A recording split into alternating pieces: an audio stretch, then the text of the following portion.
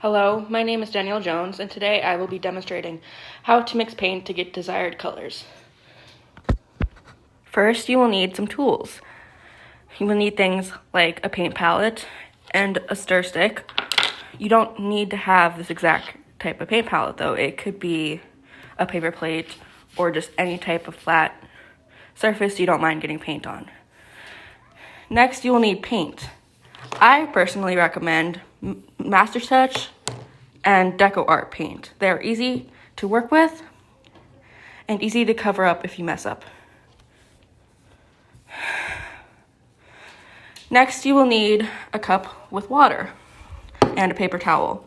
These are used to clean your brush and to make sure the colors you mixed don't get muddy looking.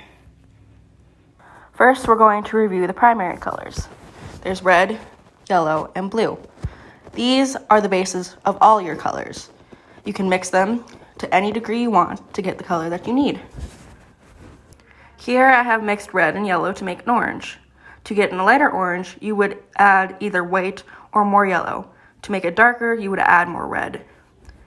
Here I have mixed blue and red to make a purple. Don't worry if your paint doesn't turn out the way you wanted it to originally. You can always add more colors later.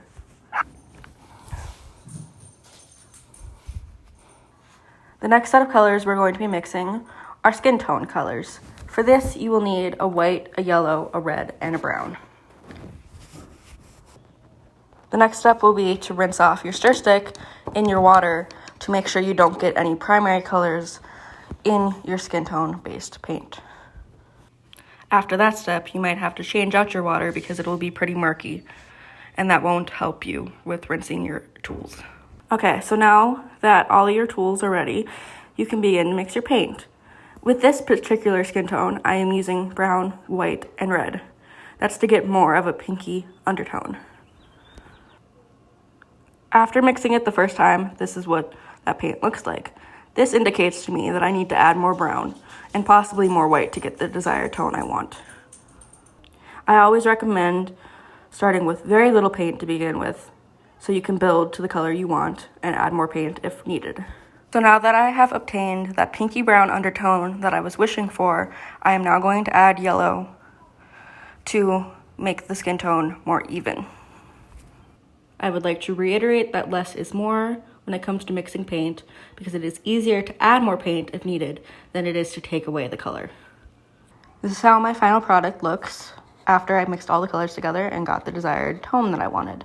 If you wanted your skin tone to be lighter or darker, you could always add more white or add more of a red or a brown tone to get your desired skin tone.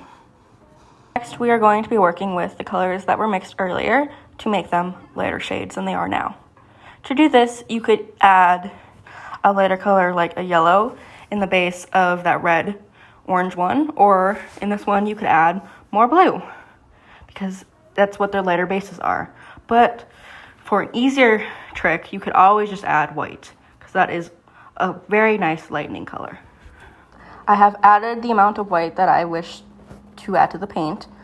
Of course, you can always add less or more depending on what shade you want your colors to be. So here are the colors after they have been mixed with their white.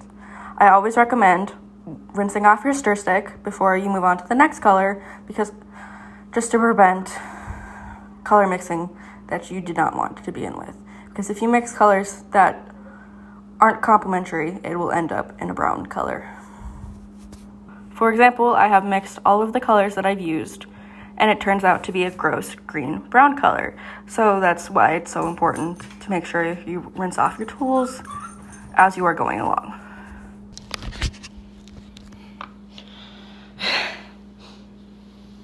So I hope that if you do partake in this demonstration, that you are not afraid to get messy because you will most likely end up with paint on your hands, for sure, if not on your clothing.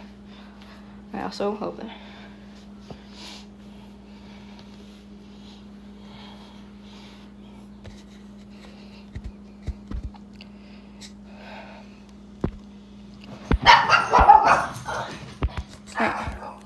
let me switch.